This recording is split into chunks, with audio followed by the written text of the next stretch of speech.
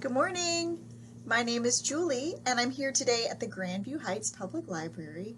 Very excited to share with you some of my favorite books written for babies all the way up to kids in the 3rd grade. So every Tuesday morning, a different librarian will be sharing their favorite books with you, and today is my day. So here we go. Let's jump right in. So I want to start off with board books. These are books that are designed for babies up to toddlers. And I actually have a whole stack of a series right here. And I'll show you the first one. This is called Ears. And each page has a different set of animal ears, and it'll give you a clue as to what animal that is. So, for example, let's find one here. Oh my gosh. Who has furry ears like these? I wonder what kind of animal it is. So then you turn the page. A koala. Look how cute that little koala is, eating a bamboo plant. Let's do one more. Who has hidden ears like these? I wonder what it is. Let's turn the page and see. A lion! A lion has ears like these. And what I really love about this book is the pictures of the animals are big and bright and so much fun to look at. So we have ears, wings, different animal wings, feet. Bet you know what kind of feet those are. Oh, this one's cool. Horns, different horns. Let's look at one. Let's find one here. Who has ridged horns like these? I don't know. Let's turn and find out. A gazelle? Wow, a gazelle. And what's also cool about these books is some of the animals you may be seeing for the very first time. So that one's called horns. This one's adorable. Bellies, all different kinds of animal bellies. Who has a wet belly like this? What in the world could that be? Oh, it's a sea turtle. Hello, sea turtle. And then finally, one called scales. Ooh, I bet you know what this is. Yep, I bet it's a snake. So that's a really, really fun guessing game in a book. And they're all by Katrine Crow. Lots and lots of fun.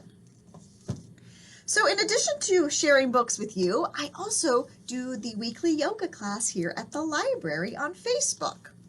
And this is one I shared recently during our class, and it's called I Am, Affirmations for Resilience. Now this one is also a board book, so, safe for babies to flip through and chew on and all those fun things. But it's also a great book for kids and adults of all ages. And you find out what an affirmation is when you're practicing meditation and yoga. So it starts off like this. Take a moment and pay attention to your body. How do you feel on the inside? Your feet, your legs, your tummy, your back, your shoulders, your arms, your hands, your mind, and your heart. So it's a great way to really check in with your body. It's got some really great tips in here, like when your body feels out of control, sit with your hands in your lap and say, I am calm.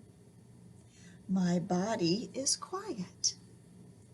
So this is a really great resource for learning how to quiet our minds, still our bodies, and learn to deal with different emotions that we have by using affirmations.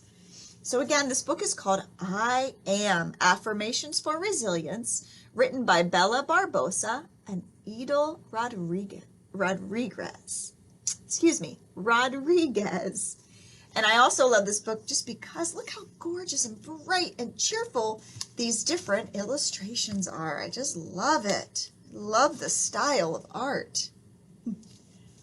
All right, so those are the board books that I chose to share with you. Let's move on to picture books.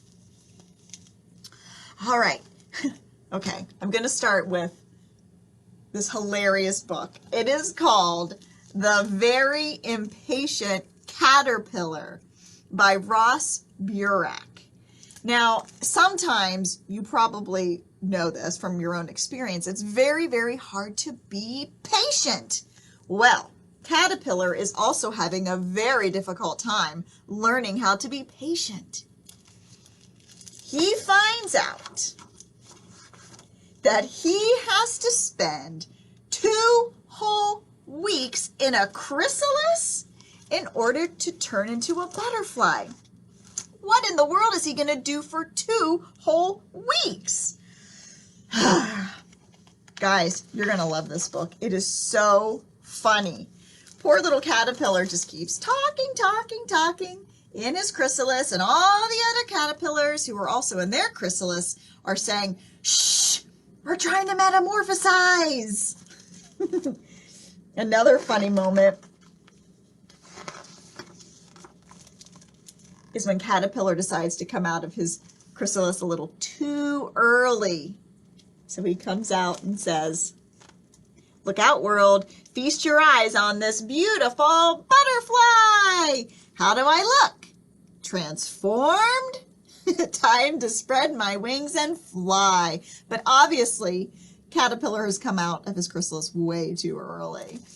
So find out if Caterpillar can make it the whole 2 weeks in order to become a beautiful butterfly. The Very Impatient Caterpillar by Ross Burek. Another great picture book is called A Good Day for a Hat. Well, I think every day is a good day for a hat, and so does Bear in this story.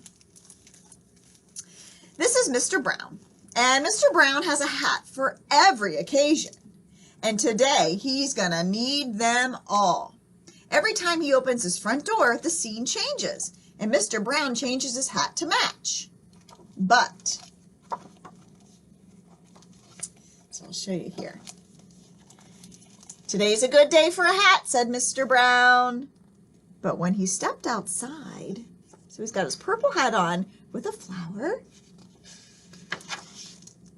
it was raining. Oh no, well, not a big deal, because I have a hat for that, Mr. Brown said. And when he stepped outside, so he looks prepared for the rain, doesn't he? The rain had turned to snow. Well, luckily, Mr. Brown has a hat for that. And the pictures and the scenes just get sillier and sillier as we go along. And one of my very favorite things about this book is it has a fantastic surprise ending. So you have to read the whole thing to find out what happens to Mr. Brown. A Good Day for a Hat by T. Nat Fuller. Illustrated by Rob Hodgson. And then the last picture book I want to share with you today, this one is called The Lumberjack's Beard by Duncan Beatty. This one is also very funny. But it also has a very important message. This is Big Jim Hickory, and he was a lumberjack, and he lived in a forest in a little log cabin. He had burly shoulders and a big bristly beard. Well, lumberjacks, as you know, cut down trees for a living. That's what they do. They cut down trees for all different reasons. Well, what we soon learn is that lumberjack is cutting down the trees that are homes to different animals in the forest. Oh no, what are they going to do after he cuts down their trees? Well, I'll show you. This isn't giving away too much. Those animals come knocking on his door. So here's one of the little birds that come knocking on the lumberjack's door. And they decide to make a home, let's see, in his beard. Isn't that hilarious? So that's why this story is called The Lumberjack's Beard. The animals decide if he's going to cut down our home, we'll just make our our own home, a new home in this lumberjack's beard. And again, this story has a fantastic ending. Loved it, loved it, loved it. Illustrations are great too. So again, this one is called The Lumberjack's Beard by Duncan B.D. All right, so it is April, and as you know, April is National Poetry Month. So I brought to share with you today one of my favorite books of poetry for kids. Let's see, can you see that without the glare? So sorry. It's called The Book of Animal Poetry, with favorites from Robert Frost, Jack Prelutsky, Emily Dickinson, and more. This book is edited by J. Patrick Lewis. And the pictures in this book are real photographs of gorgeous animals. There's an elephant. And then here's a picture of a buffalo. And then next to the picture of the buffalo is a poem about a buffalo. You can probably tell from all the books I'm sharing today that I love animals. And then here's one about a beautiful orangutan. I'll read this one to you. Dear orangutan, 3 cheers to you, man of the forest. You arrived here long before us. You paved the way. You saw it through. How nice to have someone like you sitting in our family tree, sincerely from your cousin, me. And that one is by David Elliott. Let's find another one. Ooh. Tiger and a hippopotamus. This one's cool. This one is about a giraffe. And see how the poem was written very tall, just like a giraffe? Giraffe, how lucky to live so high above, the body breathing at heaven's level, looking sun in the eye, while down below the neck's precarious stare. Back, belly, and legs take care of themselves, hardly aware of the head's airy affairs, by Valerie Worth. So again, some gorgeous photographs right next to some gorgeous poems about that animal. I love this book. Sometimes you just got to give a book a hug, you know? You can probably relate to that. Okay. Oh, some slack. So last but not least, I want to share with you some really great beginner chapter books. Now, these are great for kids who are just starting to learn how to read chapter books, but these are also great for parents and teachers and grown-ups to read out loud to kids of all ages. We have a lot of people calling the library looking for recommendations for chapter books that they can read out loud at bedtime or at school. And the 3 that I've chosen today are great books to read aloud. So I'm going to start with one of my personal favorite read aloud chapter books from my own childhood. I remember my 2nd grade teacher, Miss Johnson, reading this book out loud to us. I can even remember the sounds that she would make when she was reading about the motorcycle in this story. The story is called The Mouse and the Motorcycle by Beverly Cleary. And this is the story of a little mouse named Ralph. Ralph the mouse. He craves excitement in his life, but it seldom comes along because his mouse hole is in the sleepy Mountain View Inn. And they don't get many customers at the Mountain View Inn. But that all changes when a boy named Keith comes to the inn with his family. Ralph soon sees Keith playing with a toy motorcycle that's the perfect size for a mouse. When Ralph sneaks out to try the motorcycle, his mother is sure he'll come to no good. Instead, it's just the beginning for Ralph's motorcycling adventures, and even better, for an unexpected friendship. I have so many wonderful memories of this book, and there are some great illustrations inside. This is a picture of Keith playing with his cars on the bed in the motel.